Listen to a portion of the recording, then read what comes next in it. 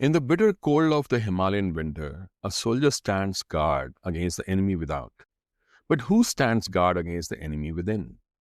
Today, Bharat faces a brutal two-front war, one visible and one hidden. While the government of India takes decisive actions, halting river waters flowing to Pakistan and preparing national war drills, on May 7th, a different, darker army mobilizes within. Not across the line of control, but across Punjab's fields, Delhi's corridors, and India's fractured opposition benches. The enemy's fifth column is alive, marching, and sabotaging Bharat from within. When India stopped the Indus waters flowing to Pakistan, it was a strategic masterstroke. Water is survival, and Pakistan has used it as a weapon for decades. Yet, even as Bharat asserted its rights, the Aam Aadmi Party government in Punjab blocked water supplies to Haryana.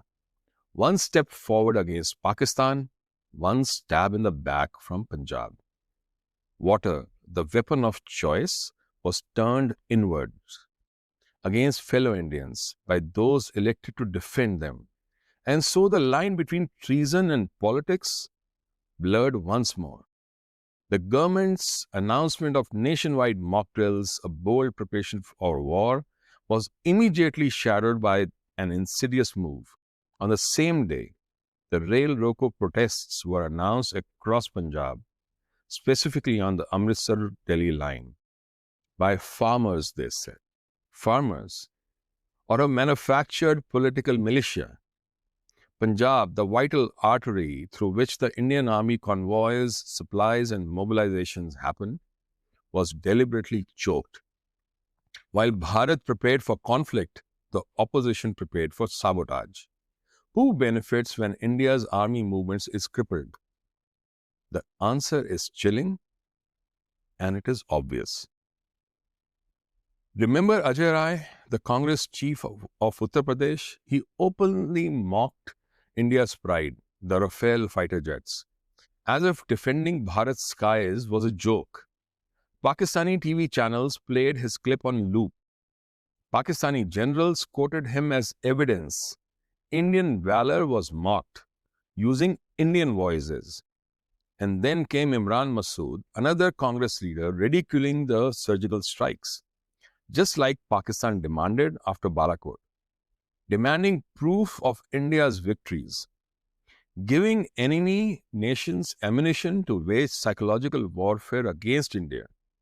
When opposition leaders parrot the ISI script word to word, is that free speech or is that treason? It is no longer just about noisy opposition. It is a coordinated 0.5 front weaponized by China, Pakistan, deep state axis of evil. The agents of this half front are embedded everywhere. The militant Islamists, radicalized and primed to ignite communal fires at the slightest spark. Separatist Khalistanis, funded from abroad to fracture India's heartland. Propaganda-fed farm militants, the truckers and the protesters blocking India's war highways under foreign-funded narratives. Subverted medicos, the doctors and health workers who could shut down hospitals with whole life-saving supplies and weaponize public health, as witnessed in Delhi's COVID chaos. The defeated leftists, ideologically hollow but still dangerous, serving as echo chambers for external enemies. And finally, the polarized politicians, leaders without loyalty who would rather see India burn than Modi succeed. This is not dissent. This is full-spectrum hybrid warfare against Bharat. Never forget that during COVID, strikes by medical associations crippled the hospitals.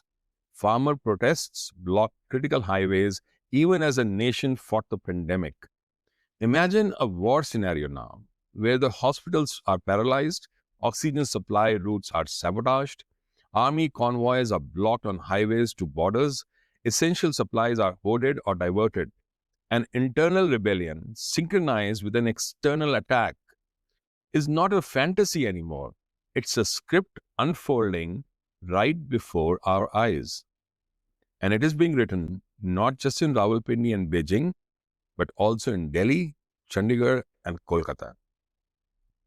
Bharat cannot win the war outside if it bleeds inside. The half front, these militant networks in farmers, medicos, truckers, Islamists, Khalistanis, leftist unions, and political stooges must be dealt with ruthlessly. Clampdowns must happen. Arrests must be swift.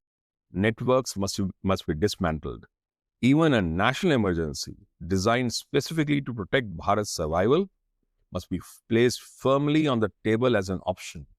The old leniency should be dead. The new reality demands action. When traitors hide behind democracy to assist the enemy, they forfeit their protection under it. Bharat today fights not one, not two, but three wars. A direct war against Pakistan and China combined, a psychological war against propaganda and information warfare, an internal war against the half front of sabotage. If Bharat must survive, it must fight all three together with unblinking eyes, unflinching hands, and unwavering hearts. For if Bharat falls, it will not be because of the enemy across the border. It will be because we let the enemy inside live too long. And Bharat cannot afford another betrayal. Not now, not ever. Jai Hind.